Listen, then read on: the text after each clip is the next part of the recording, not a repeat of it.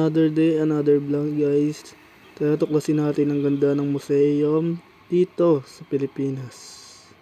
Dito sa first floor makikita natin ang megalon o pating ng mga malalaki. Ganda dito guys. Hindi parang gubat guys. Ito nga pala scale ng megalon. Laki niyan. Meron din elephant dito guys. And ito guys, hindi hype yan guys ha. Mukha lang. Dito naman makikita natin ng malaking whale at mga dolphin. Sa personal na laki na ito guys, talagang ma-amaze ka. May kasama rin pula siyang pagi guys. Laki na ito, mga isang laki ng tao tong pagi na to, pero ang liit lang sa video, tingnan eh. Then dito guys, punta tayo sa ibang room guys. Dito ma-amaze ka, dito yung ganda talaga, promise. Makikita natin dito guys ang another figure, articles, articles, and si Lolong tol, si Lolong yan ah. Then dito guys makikita natin mga representative animals like yan, kalabaw guys, pambansang hayop ng Pilipinas. May mga bato rin dito tsaka mga starfish po. Punta naman tayo sa kabila. Dito na makikita natin mga halaman na hindi natin nakikita ngayon kasi hindi na sila nag-exist. Then dito guys makikita natin naka-preserve pa rin po sa water to para hindi po maalis yung ganda nila. Dito guys kaso mag-ML ka lang lagi na mag-ML. Pumunta ka na dito, may natutunan ka na, makikita mo pa yung kagandahan ng ating kalikasan. Yan guys, example natin yan diba? Mga pala pinapakita ko guys, mga tuna yan eh. Tuna to diba? No? Okay. And then guys, dito guys, pakita lang tayo sa Gedli sa halamanan. Baka makita tayo duwende. And then dito guys, makita natin ng fossil ng baboy lang. May sungay pala talaga siya no? Yun na nga, nagpakita na naman si Lolongs. Ito ang anak ni Lolongs.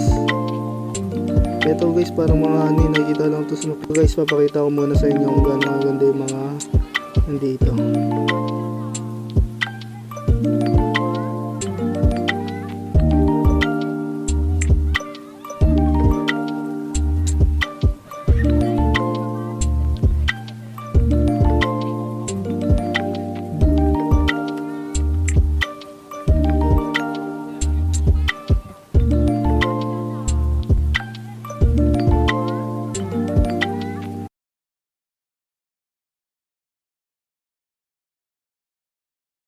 Then dito ito ang Philippine Eagle. Papakita natin ang pambansang ibon ng Pilipinas. Ito yung kanina yung mammal. Tutnot pala tawag doon. Yan guys. Ito yung sungay niya guys. Laki na yan guys. Dito na picture na maayos. Then dito guys makita natin yung pangil ng megalon sa kapating. Dami talagang makikita dito guys. Unang museum pa lang napuntahan namin nito. Talagang nalibang kami kakaikot. Dami namin nakita ang mga bago sa aming paningin. Kaya ako sa inyo, pumunta na rin kayo dito guys. Marami na kayo matututunan at ma-amaze pa kayo sa mga nakalagay dito. Pakita ko sa inyo guys yung mga another animal na nakita ko rito. Maganda guys, kaya naman talaga buhay sila. Kung ano yung itsura talaga nila, ganun pa din.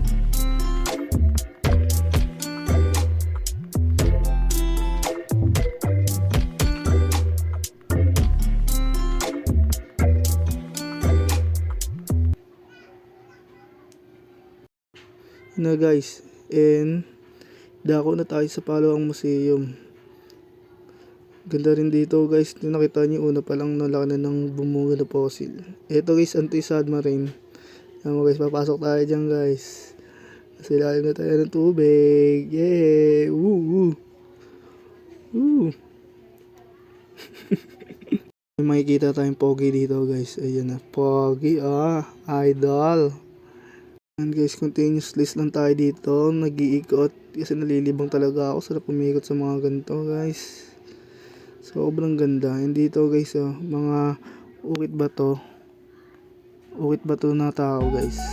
Angas guys. Tingnan nyo, pangatong museum to kasi nagkaano ako hirapan lang mag-edit halo-halo. Pero makikita nyo pa rin ganda dito guys. Punta talaga dito.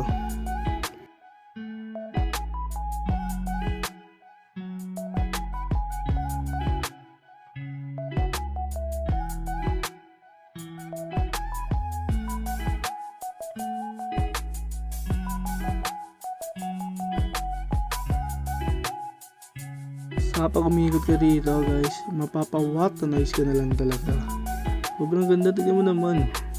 Hindi nakakasabang pumunta. Oh, ang linis, ang ayos, kaya pa malamig pa, kaya sarap talaga umikot. Sulit, wala ka pang binayaran guys, kaya kasi punta ka na rito para naman hindi lang puro eme lang alam mo.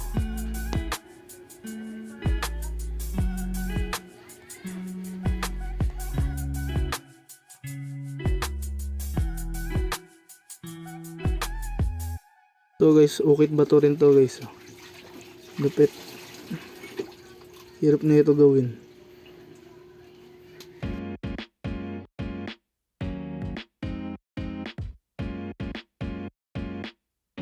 Guys, wala na akong maisip. Pero talagang na-miss ako talaga dito guys. Hanggang ngayon, napanood ko pa rin to. Gandang ganda talaga ako sa lugar na to. Gandang ganda ako pa nung panahon ng tagtuyot. Kumanda pa eh no. Yan o guys, ang ganda. Solid. Talaga naman, sarap umikot dito. Pupunta ulit ako rito. Ito mo guys, yung mga bangko. Iba't ibang klaseng bangko. Tingin ko bawat isa niya may story na kaya ganyan. Dito guys, sa third museum, makita natin dito ang mga likha. Maganda rito, puro art support. Ayan guys, yung example.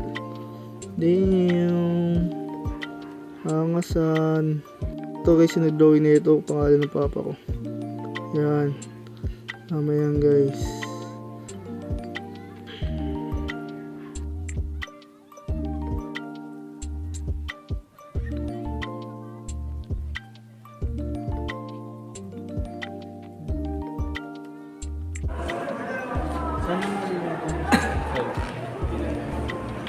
Dako naman tayo dito sa pambansang bayani na si Pepe Jose Rizal. Yan guys, picture lang tayo dito. Dito nakalimutan ko sino gumawa nito, puro sketch lang to guys, pero naka-display pa rin siya dito sa museum. Ang ganda din, nakaka-inspire. Ito mo magdanakaw ng wire. Yan guys, tingnan nyo, ito yung puro pop o pare.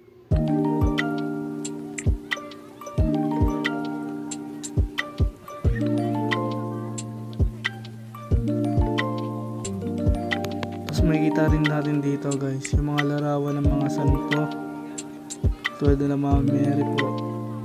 Yan, si Jesus Christ din guys.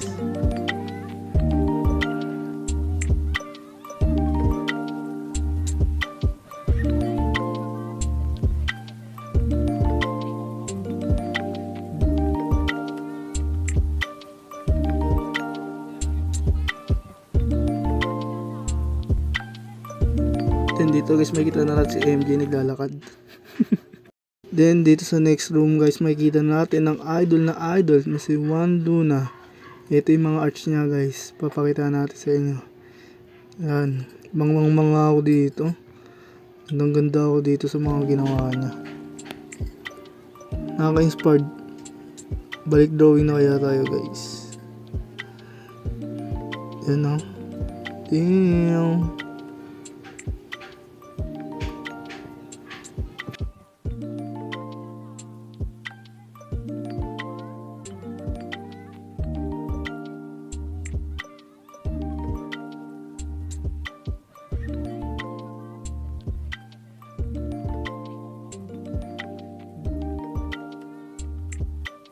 Para sa akin, maganda lahat, pero ito talaga yung favorite spot na napuntahan ko talaga.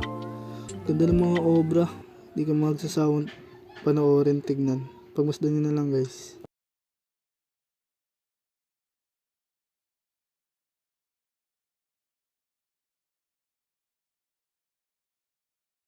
Dito guys, makikita natin ang sinaunang panahihan o paggawa ng mga dress, damit. Ayan guys. Yun lang. Pasok, pipito. Let's go. O ano, saan, sino, bakit, sa panong paraan. Minsan, ang swerte mo nasa paligid lang. Ang buhay palad mo ang pagbabago ng takbo. At walang mangyayari kung hindi mo susubukan. Magbukas ka ng isipan, kahit talo may natututunan. Di mo lang alam at di mo maintindihan. Lahat ng nangyayari sa buhay natin ay may kanya-kanyang dahilan. Pepito Manaloto, swerte mo ay todo-todo. Napunta sa'yo lahat ng buenas sa mundo. At pag-ukol-pupukol ang kay Pedro ay kay Pedro. Pero ang kay Pepito tiyak panalo, yan ang tatayan ko. O ano, saan, sino, bakit, sa panong paraan. Minsan, ang swerte mo nasa paligid lang. Ang buhay ay ganyan. Nasa palad mo ang pagbabago ng takbo. At walang mangyayari kung hindi mo susubukan. Magbukas ka ng isipan, kahit talo may natututunan. Di mo lang alam at di mo maintindihan. Lahat ng nangyayari sa buhay natin ay may kanya-kanyang dahilan. Mangyayari kung hindi mo susubukan. Magbukas ka ng isipan, kahit talo may natututunan. Di mo lang alam at di mo maintindihan. Lahat ng nangyayari sa buhay natin ay may kanya-kanyang dahilan. Manaloto, swerte mo ay todo-todo. Napunta sa'yo lahat ng buenas sa mundo. At pag-ukol-pupukol ang kay Pedro ay kay Pedro. Pero ang kay Pepito tiyak panalo, yan ang tatayan ko. Manaloto, swerte mo ay todo-todo. Napunta sa'yo lahat ng buenas sa mundo. At pag-ukol-pupukol ang kay Pedro ay kay Pedro. Pero ang kay Pepito tiyak panalo,